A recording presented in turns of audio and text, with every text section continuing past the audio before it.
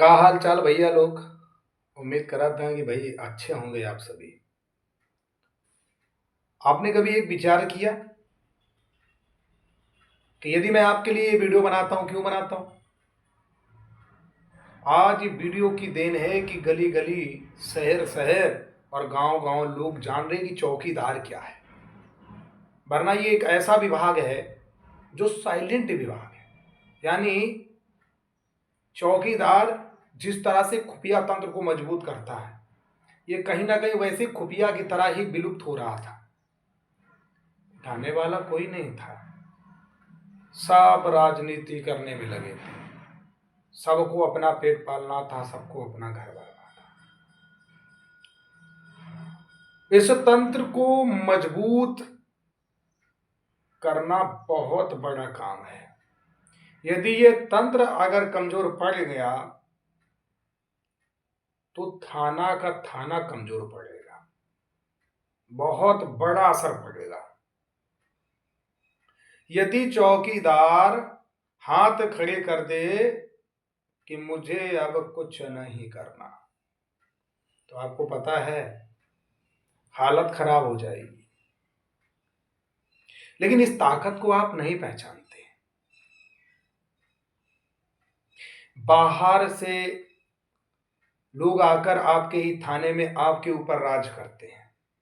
जिस तरह से आक्रांता अंग्रेज आए, भारत के लोगों को ही गुलाम बना के राज किया, बस उसी रास्ते पर आप चल रहे हैं।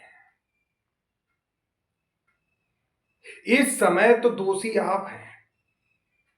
आज आपके पास मीडिया तंत्र है, आज आपके पास बड़का मोबाइल है, आज सब कुछ सुविधाएं होने के बावजूद भी यदि आपके अंदर का डर नहीं निकल रहा है, तो मुझे लगता है फिर तुम्हारा कोई उद्धार नहीं करा सकता।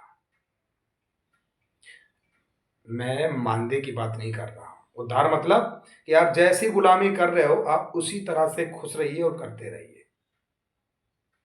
मैं देखता हूं कि जब कई थानों से मेरे पास फोन आते हैं तो लोग कहते हैं कि भैया हमारा थाना में 70 लोग हैं, 80 लोग हैं। तो हम पूछते हैं कि कितने लोग एकजुट हो? भैया हम 8-10 लोग हो जाएं। तो बाकी 60 लोग क्या कर रहे हैं? मैं ये जवाब मांग रहा हूं आप समझ चौकीदारों से। सबके पास ये वीडियो जाना चाहिए, क्योंकि ये बहुत इंपॉर्टेंट वीडियो बना रहा हूं। और ये पूरा वीडियो ध्यान से देखोगे ना तो आपको बड़ी शक्ति मिलने वाली है। 60 लोग आखिर वो क्या कर रहे हैं? अब मैं आपको बताता हूँ कि 60 लोग कर क्या रहे हैं। 60 लोग में 20 लोग तो आपकी टांग खींच रहे हैं। आप जब आप जागरूक होंगे तो आपके ही थाने पर वो जाके शिकायत करेंगे कि देखिए दीवान जी, ये नेता बन रहे हैं। तो एक तो आपको कमजोर करने का प्रयास करते हैं। 20 व्यक्ति आपकी चुपके चुपके चुगलही करेंगे और 20 को कोई मतलब ही नहीं है कि तुम बुरा करो या अच्छा करो। मुझे शाम को 2 पैग मिलने चाहिए, एक हड्डी का टुकड़ा मिलना चाहिए, बस काम हो जाएगा। इस तरीके का माहौल लगभग कई थानों में चलता है। ये बहुत सोच समझ के बोल रहा हूं मैं। आप सबकी जुबानी को पूरा हम अंदर तक कंठस्थ करते हैं तब बात करता हूं। क्या आपके यहां भी ऐसा है? हाँ, आपसे ही पूछ रहा हूं। आप क्या है ना, कमेंट में लिख के बताओ। और यदि है तो इस पर विचार कीजिए। यदि इस पर विचार नहीं करते हैं तो समझ लीजिए कि आप थोड़ा नहीं, बहुत गड्ढे में जा रहे हैं। बहुत ज्यादा गड्ढे में जा रहे हैं। आज आपके साथ ये नुत्रपाठी खड़ा है, पता है आपको? आपके पहले पीछे कोई था? नहीं था। जो लोग हमको भीतर और बाहर का आदमी बोलते हैं, मैं उनसे एक बात पूछना चाहता हूं। जब आप कोर्ट कचहरी जाते हो तो क्या चौकीदार ही वकील रहता है? क्या चौकीदार ही जज रहता है? जब आप किसी भी काम को करवाने जाते हैं, यानी अपने चौकीदारों से रिलेटेड, तो क्या वो चौकीदार ही रहते हैं? हमें एक जवाब आपसे चाहिए। यदि आपके अंदर इस तरह की कूटनीति है कि भीतर और बाहर की, तो मैं आपसे एक बात कहना चाहता हूं कि जो ये मीडिया वाले होते हैं ना, तो आप अपने चौकीदारों की खुद की मीडिया तैयार कीजिए। बाहर की मीडिया को इंटरव्यू मत दीजिए, बाहर की मीडिया को मत बुलाइए, क्योंकि बाहर के आदमी है ना। आज इस बाहर के आदमी ने ही इस खुफिया तंत्र को जो मजबूत करने में योगदान कर रहा है ना। बहुत मीडिया वाले आपके पास आए, क्या आपके साथ टिक के कोई लगा? मेरे बारे में क्या आप जानोगे? जो बाहरी हुई बात करते हो ना, एक बार पहले आओ उत्तर प्रदेश लखनऊ, पहले मेरे बारे में जान लो कि मैंने इस खुफिया तंत्र के लिए कितना त्याग किया है, कितना हमने झेला है, कितना कष्ट सहा है। नहीं समझोगे। क्यों समझोगे? क्योंकि तुम्हें अच्छा करूं या बुरा करूं, बुराई ही करनी है, तो करनी तो करो, मुझे इससे फर्क नहीं पड़ता। पर हाँ, ये जरूर कहता हूं आज कि जब आप बुराई करते तो मुझे बड़ी हिम्मत मिलती है, और उसी हिम्मत के साथ ही हम आपको विजय करेंगे। आप मेरा बुरा करते रहिए, मैं आपको विजय प्राप्ति की ओर ले जा रहा हूं, और आपको विजय करके मानूंगा। और विजय हो गए आप, तब शायद आपको बहुत पछतावा होगा कि जिस व्यक्ति पर आपने टिप्पणी की थी, आज उसी बाहरी व्यक्ति के बदौलत आज आप यहां पर बैठे हैं। मुझे जवाब नहीं देना, ये जवाब आप अपने अंदर खुद झांक कर पूछना कि तुमने गलत बोला या अच्छा बोला। चला जाऊंगा आपके विभाग से, नहीं रुकेंगे हम, चिंता बिल्कुल मत करना। तुम तुम्हारा जो मंसूबा है ना कि कहीं नेता ना बन जाए, तो नेता तो पहली बात चौकीदार हमने बना दिए हमको, लेकिन हम फिर अपन चौकीदारन के पर्सनल जो हमसे मदद हो करेंगे।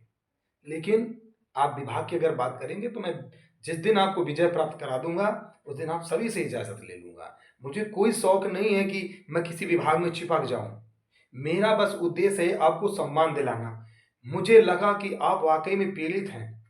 आज जिस तरह से निर्भया कांड हुआ था, एक वकील महिला ने 1 रुपए लेकर के उसका केस लड़ा था ना, हम ऐसे लोगों को फॉलो करते हैं। आज उसी तर्ज पर मैं चल करके आपके विभाग की लड़ाई लड़ रहा हूं कि आपको हमें विजय करना है, आपको हमें जिताना है। एक महाशय नीचे लिख रहे थे, अन्नू को पैसा मत भेजना। तो महाशय आपको एक बात कहना चाहता हूं कि चौकीदार जागरूक हो चुका है, आपके बरगलाने में नहीं आने वाला। चौकीदार अपने हक और अधिकार के लिए पैसा भी खर्च करेगा, तन भी खर्च करेगा, और धन भी करेगा, और मन भी करेगा। और लिख के ले लो, 15 मई को जो धरना करना हो सफल धरना होगा। रोक सको तो रोक लो, क्योंकि उन्हें नहीं दिखाई देता क्या? उन्हें सब कुछ दिखाई देता है। मैं ये नहीं समझ पा रहा हूं, बहुत विरोध हुआ, बहुत विरोध किया लोगों ने, पर मेरे चौकीदारों ने मेरा साथ नहीं छोड़ा। मैं आपको नतमस्तक हूं आपके सामने कि आपने भी हमारे साथ कदम से कदम मिलाया। मैं टूट रहा था, पर आपने हमें टूटने नहीं दिया। आज आपका जो ये तंत्र है, ये तंत्र की बहुत बड़ी औकात है, लेकिन आप नहीं समझ पा रहे हैं। एक पुलिस से भी ज्यादा आपकी औकात है। समझो प्यारे, अगर आप बुजुर्ग हैं दादा, तो समझो मेरी बात को। आप क्यों ऐसा काम कर रहे हैं जो आपके बच्चों का भविष्य अंधकार में जा रहा है? कल आपका बेटा आप उसकी जगह पे अगर नौकरी करेगा तो उसे भी झाड़ू लगानी पड़ेगी, उसे भी यही काम करना पड़ेगा। तो आप अभी से ही क्यों नहीं जागरूक हो रहे हैं? आप जाग जाओ, मैं तुम्हारे साथ खड़ा हूं। मुझे याद करोगे, मैं तुम्हारे लिए हाजिर हूं। मैं अब हर जनपद जाने का प्रयास कर रहा हूं। यदि आपकी ऐसी कोई समस्या है कि आपको बीमारी से आप जूझ रहे हैं, अपनी एकता दिखाइए। वादा हमारा है कि वो जनपद बेगारी मुक्त करा देंगे। नहीं होगा तो बोलना। अब इससे बड़ा समर्थन और साथ कोई नहीं देगा आपका। आपके भीतर के लोग ही जो नेता बन के बैठे ना, उनका भी बस का नहीं है काम करना। हम करेंगे। ज्यादा से ज्यादा क्या होगा, हमारे प्रशासनिक बंधुओं के बीच हमारी बुराई होगी। भाई जिन लोगों का काम चल रहा था वो काम नहीं हो पाएगा, तो बुराई भी हम झेलने को तैयार हैं। कोई बात नहीं भाई, हमें जेल में डाल दीजिएगा, लेकिन हमारा मतलब क्या है कि चौकीदारों के साथ छेड़छाड़, इस तंत्र को कमजोर ना किया जा सके, इस तंत्र का काम होता है। साइकिल आपको क्यों मिलती? साइकिल मिलती कि रात में आप गश्त लगा सको, परंतु आज सब कुछ उल्टा हो रहा है। तो इस उल्टा को सीधा करना पड़ेगा। सबसे पहले अपने उत्तर प्रदेश में समस्त लोग परिवर्तन खुद आपको लाना पड़ेगा, कोई ले करके नहीं आएगा। हर विभाग ने परिवर्तन छीना है तो आपको छीनना पड़ेगा। परिवर्तन कैसे आएगा? भाई आप एक चौकीदार हो, पुलिस विभाग के अंग हो, आप वर्दी में आइए।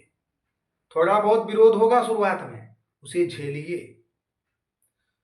माननीय जिला अधिकारी महोदय के पास पहुंचिए, बोलिए, उन्हें अपनी समस्या बताइए कि जब मैं बिना वर्दी ड्यूटी करता हूं तो कोई मुझसे दबता नहीं। और जब आप वर्दी में ड्यूटी करोगे तो दबाव बनेगा, लोग आपसे डरेंगे और क्राइम कम होंगे।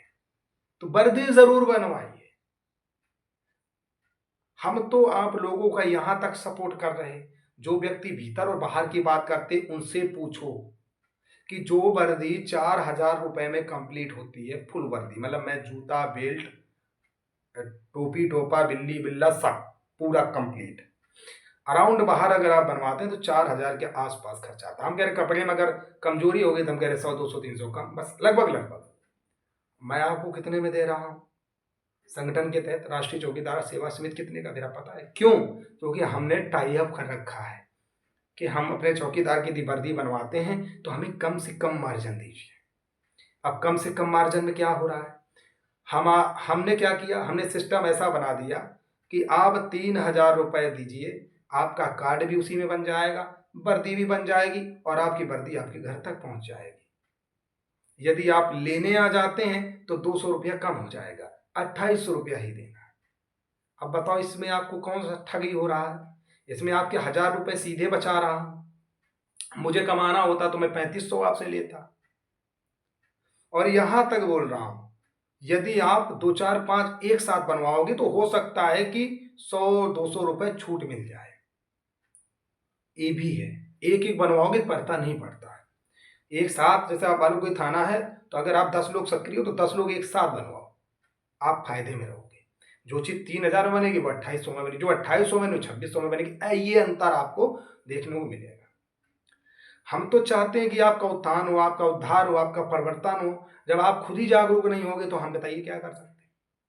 हम क्या कर सकते हैं? अब इस समय बदायूं जिला इतना ज्यादा पिछड़ा चल रहा है, कानपुर देहात पिछड़ा चल रहा है, क्या कर सकते हैं? मजबूर हैं हम, ठीक है ना। जनपद अमेठी में 18 मार्च को 2025 18 मार्च मीटिंग का आयोजन है, गौरीगंज हॉल में रखा गया प्रदेश अध्यक्ष पवन कुमार और हौसला प्रसाद यादव के द्वारा। तो मैं अमेठी के लोगों से गुजारिश करूंगा, आप भारी से भारी संख्या में अवश्य पहुंचिए। वहां आपकी संख्या दिखेगी तो 2 काम करवाएंगे, नंबर 1 बेगारी मुक्ति, नंबर 2 वर्दी चालू। ये सब आने जाने से ही तो काम होंगे, बैठने से नहीं। समझ रहे हैं ना। जिन लोगों की कोई अन्य शिकायत है आप हमें पत्र लिख के दीजिए, उन शिकायतों को भी हम पूरा कराने का प्रयास करेंगे। तो हम तो आते हैं आपके फायदे के लिए, है। बात को समझो यार, मुझे शौक नहीं अपना घर द्वार छोड़ करके आपके लिए काम कर रहा हूं। रात में सोचा करिए कि अगर कोई व्यक्ति आपके पीछे पड़ा है, लगा है ना, क्यों लगा है। मैं चाहता हूं आपके विभाग में परिवर्तन हो, आप बन जाए, भगवान की कृपा से बस आपका उद्धार हो जाए, कैसे भी हो जाए। ठीक है ना बंधु। मैं उम्मीद करती हूँ वीडियो आपको पसंद जरूर आया होगा। आया है ना? तो हर बार की तरह प्रेम अपना जरूर बरसाइए, शेयर करिए ज्यादा से ज्यादा लोगों तक की जागरूकता के लिए। बहुत उपयोगी वीडियो है। नमस्कार, जय हिंद, जय भारत।